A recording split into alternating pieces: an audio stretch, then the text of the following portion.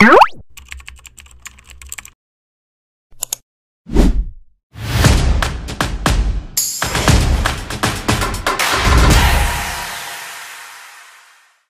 po pa si Miss Joey Cruz. Miss Joey Cruz, andito po ba? Yes, Mr. Chair. Okay, Asan po siya? Asan po siya? Ayan. Oh.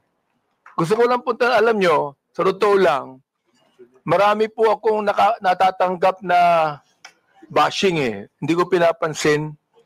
Hindi ko pinapansin yon. Katulad ni Kabayan, hindi ako naiinsulto, hindi ako nababagabag, hindi ko pinapansin, eh wala namang katotohanan yun eh. Ano? Kaya hindi ko pinapansin yan. Alright. Ngayon, ang gusto ko lang pong sabihin kay Miss Joey Cruz, in one of your vlogs in YouTube, you directed this statement sa akin. No? Akin mismo. Unang-una, hindi naman kita kilala. Hindi naman kita kaaway. Wala naman akong ginawang masama sa iyo. Tama ba ako, Mr. Chair? Meron po ba akong ginawang masama sa inyo? There is no personal action. Kaya nga, Mr. Chair, sagutin mo lang ako. Meron po ba akong ginawang masama sa inyo? No meron ba wala? None, Mr. Wala. Wala akong ginawang masama sa inyo, ha? Pinapatunayan niyo yan, ha? Pangalawa, hindi niyo ako kilala. Tama ba, Miss Joey Cruz?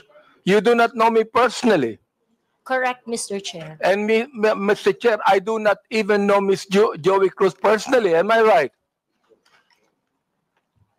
Correct, Mr. Chair. But, you made a statement against me.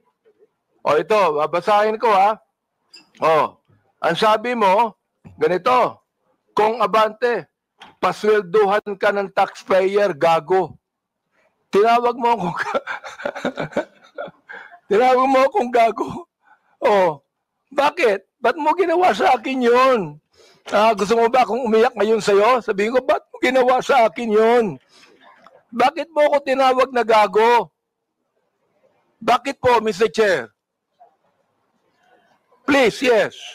Mr. Chair, and I think it is already established that we do not know each other personally. Ano po yung pakilakas nga po? Hello, Mr. Chair? Mr. Chair, okay. I think it is already established that we do not know each other personally. Therefore, the statement was said based in a not personal way, but it is an observation of my reaction. Mr. Chair, meron ka pang salita. Your observation is that I'm gago? Is that your observation? This pertains to the public function as I perceive it, Mr. Chair. No, you're public what?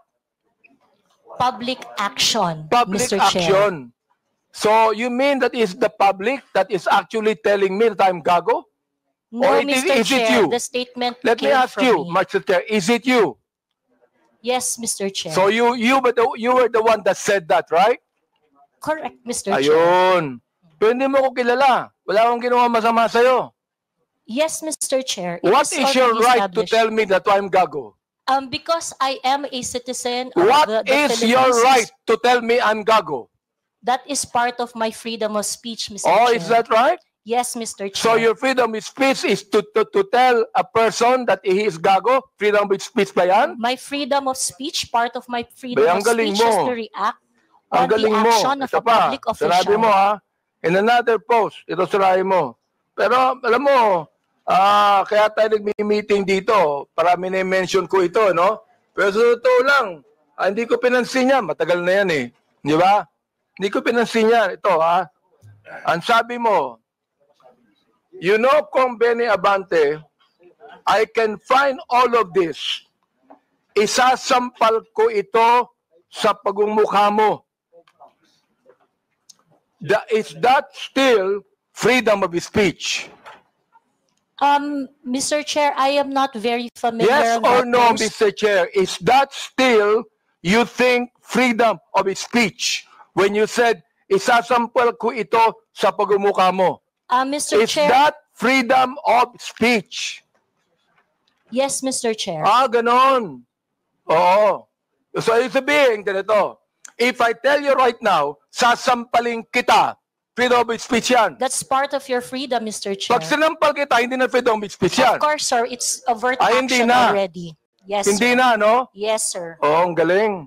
Mahusay ito. Oo, magaling ka. Oo. Ang sabi mo, I'm going to be Hindi ko masabi to, Mr. Chair. F-U-C-K-E-D. Prepared. Binanggit mo yon.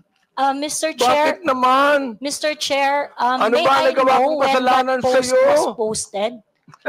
Mr. Chair, Oh. Mr. Chair, so that I can answer intelligently on the question You of, can, Mr. Chair, may I know you can the date answer of the intelligently, I but cannot what you answer. said here, is that intelligent? Let me ask you, Mr. Chair. Nung sinabi mo, Convene Abante, I can find all of this, isasampal ko ito sa pagmumukha mo. Is that intelligent? Mr. Chair, I cannot intelligently answer if I do not know when the post was posted. You don't know, Mr. Yes, Chair? Mr. Chair, I think in a day I post maybe 50, Well, 50 posts in a day. I would like to understand, It Mr. means, Chair. Mr. Chair, that you can post something today and you forget that tomorrow. Am I right? That is correct, Mr. Chair. That's very likely. So, pakiklaro nga, Mr. Chair. Ano yung isasampal mo sa pagmumukha ko? That is why, Mr. Chair, for me to intelligently answer your question, I need to know when it was posted. Well, we are going to get the date when this was said. Thank you, Mr. You would Chair. be able to know. Thank you. Kaya, pinapakonfirm ko lang yung statement na yan eh. Ibig sabihin, do you believe, hindi ko na sabihin ang freedom of speech. Do you believe that this falls under protected speech? I'm so sorry, Mr. Chair. May you please repeat Do the you question? believe that this falls under protected speech? Mr. Chair, like I said earlier, I would like to know first the context of the post. But rest assured, Mr. Chair, that when I post in my platform, I make sure that it is a reaction on the news or public action. As a political observer, I always practice. Miss Cruz, is this a political statement? You were saying a political observer. Is this a political statement? Do you believe that using profanities, insults, and malicious accusations online represent fair and respectful, intelligent discourse? Except as part of your statement, Mr. Chair, the malicious imputation you said, I accept that. The rest that you said, yes, it is part of the healthy public discourse. It is part of what, Mr. Chair? Healthy public discourse. Therefore, pag binanggit natin using profanities, insults, and malicious accusations, that is, anong tawag mo doon? Part of the healthy discourse, Mr. Chair. Healthy discourse. Healthy discourse ba yun? Yung Yes, Mr. profanities, Chair. Yes, Mr. Chair. insults, and malicious statements, healthy discourse sa'yo yun. Yes, Mr. And that's Chair. the reason why, Mr. Chair, that we should now actually craft a legislation to put a stop to Miss Joey Cruz, who seemed to be intelligent, and a woman using profanities, malicious insults, saying it is healthy. Yes, Mr. Chair, I stand by my statement. Everything you said, except the malicious imputation, which I do not do, is part of a healthy public discourse. It is part of my freedom of speech. In fact, it is recognized under the Universal Declaration of Human Rights Act that I It is should be able recognized to where? express my opinion without Miss interference. Joey Cruz, I am the chairman of the Committee on Human Rights, and this is not recognized. Profanities, insults, and malicious words are violation of human rights. You violated my human rights. Mr. Chairman, Mr. Chairman. Mr. Chairman, may I inquire, sino po yung sa tabi ni no resource person? Please identify yourself. Are you the lawyer of Yes, Your Ms. Honor. Cruz? I'm Attorney Mark Anthony Manuel. I'm the counsel for Ms. Cruz, Your Honor. Have you entered your appearance here? Yes, Your Honor, please. So Mr. please Chair. be reminded that you can only give legal advice to your client and you ask the chairman. Yes, Your Honor. Please sit not in the resource person at the back. You are not allowed to sit. At the back, you sit at the back. Yes, Mr. Lawyers are not allowed to sit beside the resource persons. And please be advised that as permission by the chairman. Yes, yes. Also sit at Mr. the back. Yes, Mr. Do Chair. not sit beside your client. And rest assured that I am only advising my client as And to then, her so legal ask the rights. chairman the permission before you give the advice. Yes, Mr. Chair. Also sit at the back. Thank you, Mr. Chairman. Thank you, Mr. Chair. Attorney, please comply. I'd like to ask Miss Joey, Miss Cruz, are you insulting me on my public official functions, or it is a personal accusation on me? It's not a personal accusation, Mr. Chair, and I think we have agreed early on that we do not have any personal relationship. So Yes, that that's is right. just- Pero ito, ang sabi ni Elijah, okay lang yon kung yan ay sinabi in my official functions as a public servant. Alam mo ba yung official functions ko? Yes, Mr. Chair, and Alam mo. So therefore, hindi ka naniniwala sa aking official functions, kaya tinawag mo akong gago. no, Mr. Chair, the observation that I uttered to describe your performance of your official action, that is my observation. That is what I felt. Well, inobserbuhan mo ba yung aking official functions? Yes, Mr. Chair. Inobserbahan mo since I won in 2019? No, Mr. Chair. I closely monitored your performance as a congressman in the 19th Congress. And you hated me for that. No, not really, Mr. Chair. Hindi, Just in the binanggit mo 19th sa akin Congress. gago, so you hated me. Mr. Chair, ano ba ibig sabihin nun? Binanggit mo, gago ako, binanggit mo, isasampal ko ito sa pagmumukha mo, binanggit mo, I'm going to be, hindi ko babanggit eh. Okay. If you prepared, binanggit mo yun eh. May Oo. I respond, Mr. Chair? Therefore, you hated me. Hindi pwedeng sabihin mo sa akin na you love me. Is that the person that you said that you love me? I love you, and because of that, isasampal ko ito sa'yo. May I respond, Mr. Chair? Yeah, go ahead. Sige, Okay. Mr. Chair, go ahead, Chair, respond. At the very most, I do not like your performance as a member of the 19th Congress. But hate is such a powerful word because we established earlier that we do not have any personal relationship or any Kaya nga, personal Mr. Chair, affiliation. binanggit mo yung human rights. Yes, Binanggit mo Mr. yan Chair. kanina, di ba? Correct, Mr. Therefore, Chair. Mr. Chair, you violated my human rights. Why?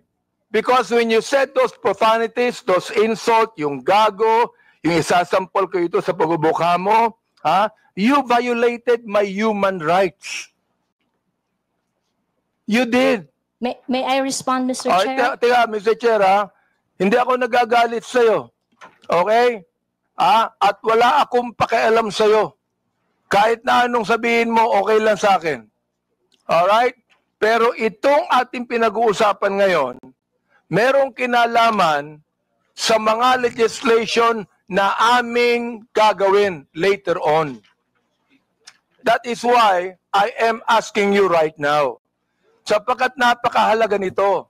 Kapag binabanggit mo, if you're saying that using profanities, insults, and malicious accusations online represent fair and respectful discourse and a healthy discourse, therefore you're telling us that the freedom of expression is not is absolute. You can say anything you want, and that is freedom of expression. Yun ang sinasabi ko, Mr. Chair. May I respond, Mr. Chair? Pag binanggit mo, if you said that freedom of expression is not absolute, therefore, there are certain things that you cannot say. Yun ang ibig sabihin nung freedom of expression is not absolute. May limitation yun. Di ba? Oh. Go ahead. You can answer now. Okay, thank you very much, Mr. Chair. Mr. Chair, in the universal thoughts and ideas, there would always be a limitation. The freedom of speech is not absolute. And the limitation of freedom of speech is well defined. Under the law, under the jurisprudence, there are things that you cannot say. There are things that Mr. Chair, what jurisprudence are you talking about? Supreme Court decisions, Your Honor. Can you tell me what law? Example of law that limits your Yes. freedom of expression. For Can you example, tell me the Mr. Chair, jurisprudence? yes, Mr. Chair. For example, Mr. Chair, there is, I cannot specify the specific law, Mr. Chair. There but is a law on libel. yeah, law There on is a libel. law on slander. There Is is it a okay? law. Is it okay, Mr. Chair, if I give my example? Okay, thank you very much. One example, and I think this example is very demonstrative, is very illustrative of the limitation of freedom of speech. Right now, it is election, midterm election, and it is not allowed that people are going to campaign on the day of the election day. That is a clear prohibition to express on the part of the citizen to say whatever they want to say on that Teka, election day. Mr. because Chair, ano po ang connection nung binabanggit mo? I'm asking you about the jurisprudence. I just told you that there is a law against on libel, on cybercrime. What you said today is libelous. What you said here is libelous. Why? Mr. Because Chair, there is a malicious intent. When you use profanities, when you use the word gago, there is a malicious accusation, and that is libelous.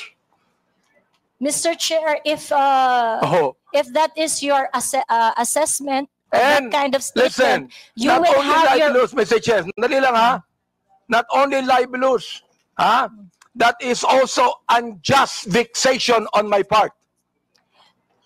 May I respond, Mr. Chair?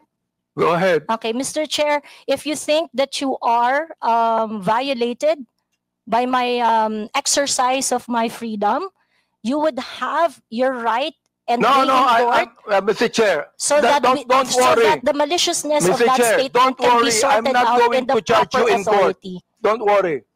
I'm not going to charge you. If I charge you in court, matatalo ka eh. Pero hindi.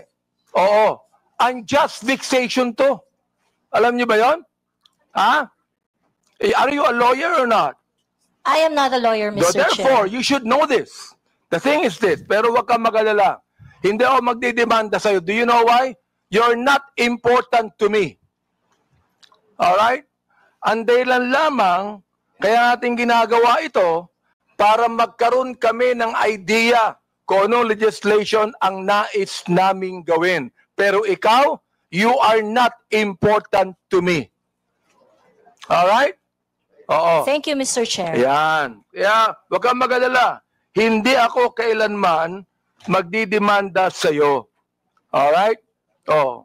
Tumatawa ka pa eh. Thank you, Mr. Chair. Natatawa ka sa akin eh. No, Mr. Chair, I am Oo. expressing my gratitude, Mr. Chair. Ganun ba?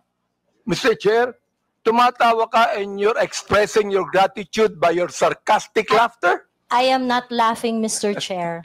It's just Oh. a natural smile, Mr. So Chair. gusto kong tanungin po, itong ating vloggers na ito, kayo po mga vlogger natin, do you agree with what Miss Joey Cruz said? Every one of you could be able to answer if you agree. Miss Joey, meron po ba akong ginawang illegal? Meron po ba? Nothing that I said in the Yun, vlog. wala akong ginawang illegal. Meron ba akong ginawang immoral? There are things that I may not agree. You because may of not agree, differences. that's fine Yeah, with me. Yeah. Pero ang tinatanong ko, meron ba akong ginawang immoral? Oh, Differences I in agree values, that there Your are Honor. some things that Differences you do in- not agree.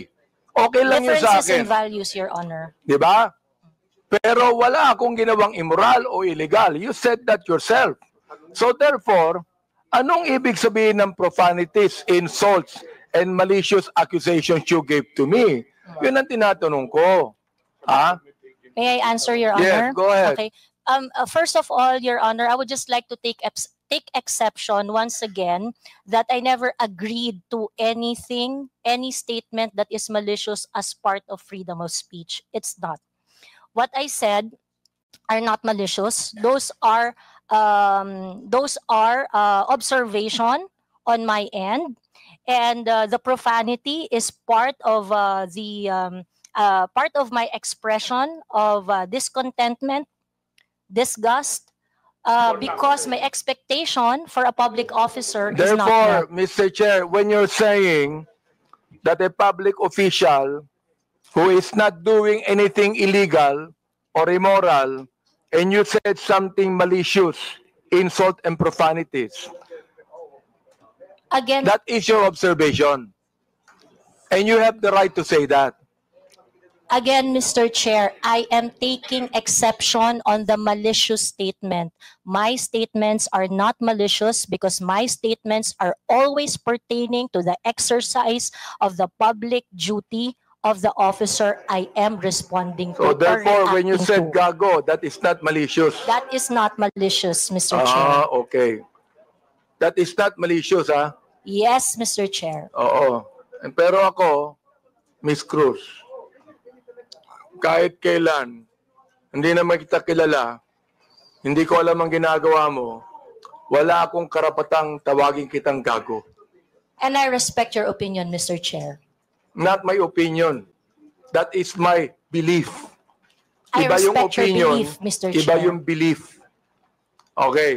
Since the time na yung Quadcom, hindi ako nagsalita ng anuman sa inyo o nag-vlog sa akin. Miss Joey, hindi ka nakarinig sa akin anuman salita, di ba? Miss Joey, you have never heard me say anything against you or about you. Am I right? Yes, sir. Yes, Mr. Chair, we do not know each other personally. Ayun. And then, ganito. I have never said anything about you nor anything that you have said against me. Am I right? Sorry, Mr. Chair. I have never said anything about you or anything against you, even if you said something against me. Am I right? That is correct, Mr. Chair. Yun. Yun ang gusto kong sabihin sa inyo. Miss Cruz, just curious, are you a voter of Honorable Abante? No, no, So you're Mr. not a Chair. registered voter in the district of Honorable Abante? No, Mr. Chair. And as you said earlier, you do not know him personally. Yes, Mr. Chair. And he does not know you personally. Correct, Mr. Chair. So, bakit na nyo naisip na atakihin si Honorable Abante? Just curious. Because the action is not really limited. The performance and the performance of Congressman Abante being part of several committees that affects national issues. But why are I you got to know interested him. particularly, specifically to Mr. Honorable Abante, considering that you are not a voter of Honorable Abante? Ano pong interest ninyo? The issues that he tackles in his committee memberships and chairmanships are issues that are affecting the Philippines at large. So in short, you have something against him because you have singled him out. There are 314 congressmen here Pero mukhang ang paborito mo si Honorable Abante. That is incorrect, Your Mr. Chair, Honor, paborito Mr. din niya sa Chair. Ace Barbers. Because there are other congressmen that I give my observations to, and it's not limited to Honorable Congressman Abante. So he's not singled out, Mr. Chair. Mr. Chair, palaging sinasabi ni Ms. Cruz yung observation. I hope, Ms. Cruz, you know, okay lang yung observation. For example, like, I hate Congressman Abante. Okay yan. I do not like Congressman Abante. Okay yan. I don't agree with Congressman Abante. That's fine. Pero yung tatawagin mo kung gago at isasampal mo sa... Teka, gusto ko nang tanungin. Gusto kong malaman, ano ba isasampal mo sa akin? Sabi mo isasampal ko ito sa bumumukha mo. So pakiklaro nga sa committee ito kung ano yung isasampal mo sa pagmumukha ko? Like I said earlier, Mr. Chair, I would like to know when that was posted. And perhaps, it's very likely, Mr. Chair, That I was posted on YouTube. Mr. Chair, it's very likely, Mr. Chair, that I said something like that. We are checking it now. Very likely, the one that is going to be slapped on your face is, it's very likely that I'm referring to facts. Oo nga. It's very likely that I'm referring Mr. to Chair, facts. talagang hindi ko akalain, sasabihin niya sa akin to kung ang, Mr. Chair, kung ang misis ko magsasabi niyan, tanggap ko yan. Pero si Miss Joey, hindi ko naman po siya kilala talaga Mr. Chair, Permission to speak. gusto ko lang pong sabihin kay Miss Joey, yung batas tungkol sa unjust vexation. Supreme Court has defined unjust vexation as any human conduct without violence that unjustly annoys an innocent person. Yan. Yan ang batas. The elements of unjust vexation are: there is human conduct that unjustly annoys or irritates another person. Such human conduct was not attended with violence. Such human conduct caused annoyance, irritation, torment, distress, or disturbance to the mind of the person to whom it is directed. An offender acted with criminal intent. That is what unjust vexation is, Ms. Cruz.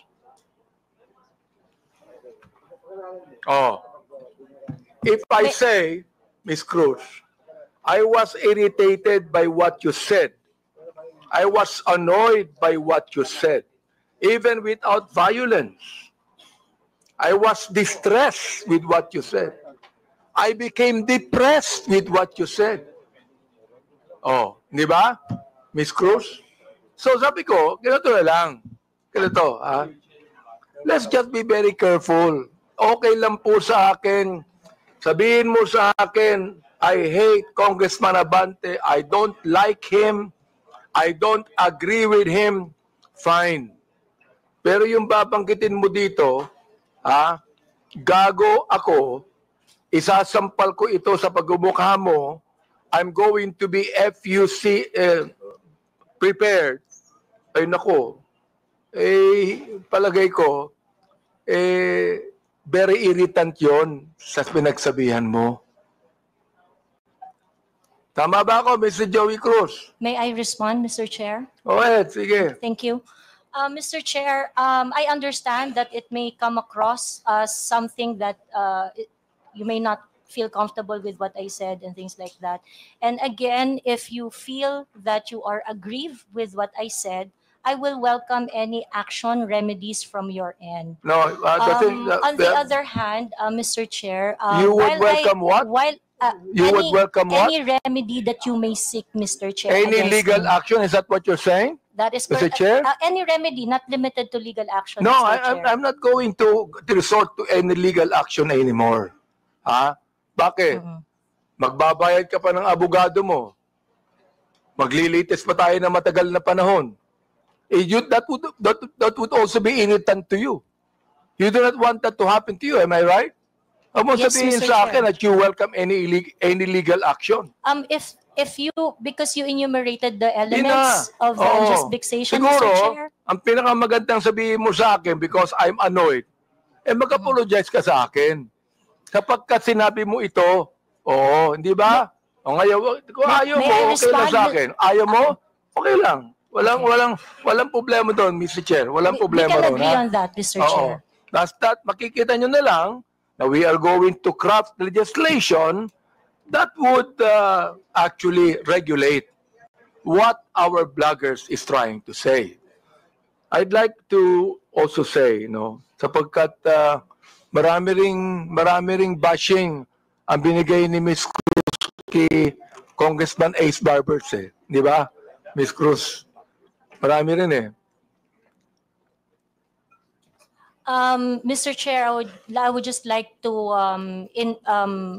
inform the court that there is a pending action that I have against Ace Barber. So I would like to invoke the sub judice rule on that matter. Wala namang kasong pinal No, Mr. Chair, I filed a libel suit against Congressman Barbers. Kay Ace Barbers. Yes, Mr. Chair. Oo. Huwag ka na mag-file ng libel suit sa akin. Wala naman akong sinabing masama sa iyo. Yeah, we agreed. We did not say anything personally on each other. Okay. Well, in your numerous blogs, Ms. Cruz, you criticize the government and specific personalities. But you have not released any content addressing the West Philippine Sea issue or taking a stand against China's actions. Why is that? It is something that is beyond my competence, I would say. It is something that I do not know much. Although I would like to correct you, sir, that you said I did not release any content, but I actually do. In those contents, when I'm going to talk about the West Philippine Sea, the South China Sea, I talk about it in such a way that I try to figure out the issues, the facts, and ask. My platform is very interactive. And so my platform is always visited by professionals, professors, experts on their fields, real people doing their real job, sharing their 2 cents on what is going on. So whenever I'm going to talk about the South China Sea, international relations and things like that, it is always an interactive one, an exchange of idea from different point of views. Thank you, Mr. Chair. What is your, gusto ko lang tanungin, what is your current source of income, Ms. Cruz? We have a family business, Your Honor. Family business. Well, That is correct. are you monetizing your social media content or receiving compensation for your blogs? Yes, Mr. Chair. You are.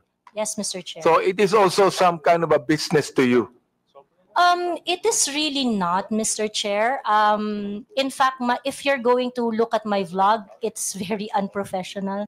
I do not have a studio. It is very casual. I do not have regular time. I'm going to vlog whenever. But how many followers do you have, Mr. Chair? On YouTube, I think I have around 79,000. In Facebook, I have my Facebook account with 143,000 followers was taken down a couple of days ago, and my social media accounts are usually they don't really last that long because it would usually be reported or taken down. Well, ilan po yung social media account ninyo, Ms. Cruz? I have TikTok, YouTube, and Facebook.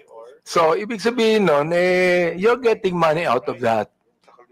Parang sa'yo, that's a source of income, correct? It is a source of income, but Good. it is not a job for me because I can not vlog if I want to. Ano yan, Mr. Chair? I do not have to vlog if I want to. Mr. Chair, I do not have specific schedule when I do vlog. Sa akin, So- let me advise you, Miss Cruz. Huwag ka na mag-vlog kasi naiinis ka din eh.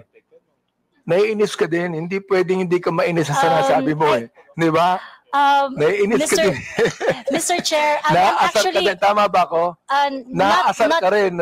Nai-stress ka din dun eh. not really, Mr. Chair, because I'm a very I grew up in a household with very political orientation, so it is something that I really like So doing. Mr. Chair, did you grow up in a household where you curse each other? No, my Yun. parents are devout So you Catholic. did I'm the not only grow one who up curse in a household. I am the only one who curse in our household. You are Your the only one that Yes, curse. Yes, that is correct. Well, you know, you're a grown-up person. Sana tinuruan ko ng bata ka pa ng magulang mo. Ako tinuruan ako ng bata ng magulang ko eh. Nawag akong magmura eh. They did, Your Kaya hindi ako Honor. nagmumura eh, Mr. Chair. They did Dali lang, teach me. So, tinuruan They did ako teach ng me magulang that, Your ko Honor. ng bata ko wag magmura eh. Kaya hanggang ngayon hindi ako nagbumura eh. They did teach me not to curse, Your Honor, but they also taught me how to be your authentic self. Ganon. Okay ka. In one of your posts, you said, ito nakakaawa ang mga pulis under BBM administration. Can you elaborate on that? What led you to the conclusion that you said that? That is a series of posts on the memorandum that is circling around, saying that policemen would have to react on official PNP pages. And I think it is so unfortunate that apart from the regular duties and responsibilities of a policeman, they are being asked to do such kind of menial task. I think it's something that they do not have to do. I vehemently disagree with that kind of policy. So that's why I felt I commiserate with the policemen. You what? You commiserate. Yes, Your Honor. So when you commiserate, you can tell the policeman, police patola kayo, wala kayong kwenta. Is that how you commiserate? I never said that, Mr. Chair. Nabanggit mo yun eh. Mga pulis, wala kayong na-solve na problema. Nabanggit mo yun. Kaya nga gusto ko nang tanungin, are these statements based on any verified data? Do you have a data on that? If I know the Or time they when are I simply your posted it, personal opinion? Mr. Chair, like I mentioned earlier, so that I can intelligently identify the reaction I posted on my Facebook, Ito pong kaibigan ko. I would need to know the Miss time Ako, Miss when I Ako. posted it, so that I would know the exact Miss Cruz. news. Miss Cruz, ito pong kaibigan ko si Congressman Akop, naging general po ng pulis to eh. Oo. Kaya, pag you begin to generalize, pangit, hindi ba? Let That me is ask correct. our police people there, what do you think of the statement of Miss Joey Cruz? In your other blog, Miss Joey, or post directed against the Quadcom, mga members tungkol sa pag-iimbestiga over bloggers spreading fake news. Itong TRICOM po namin. You dismissed them and said something along the lines of what? Sabi mo, para kayong mga bata, tangiya nyo. Hindi ko nga masabi. Yan ang pag pinapasweldo kayo ng sambayanang Pilipino, pinagputahan ng mga tao, including ng mga vloggers, sagutin nyo ang mga tanong. Do you confirm this statement? Yes, Mr. Chair. Why did you say that? Because in any rants or bashing or issues I raised in my Facebook, I never really got a response. So pakiklaro mo nga yung sinabi mong pinagputahan ng mga tao.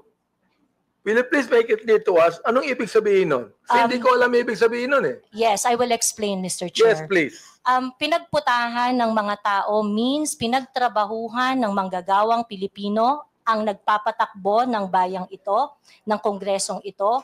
So therefore, the the public officials should listen when there is a grievance being raised, petition being submitted by the people, especially when they are expressing dismay or standards not being met. Pinagputahan ng tao means pinagtrabahuhan ng matindi ng mga tao. Yung Mr. Chair, yung mga taong nagtrabaho, tinatawag mong PUTA. No, Mr. Chair. Ayun ang nabanggit mo eh. And Mr. Chair, sa Katagalugan po, ang ibig sabihin po niyan, dahil nga po ang tao ay nagtatrabaho, ang isang hardworking na tao ay nagtatrabaho ng long hours, they would always express ng frustration dun sa kanilang pang-araw-araw na challenges. So that is why ganun po ang Bulakenyo po ako, Mr. Chair.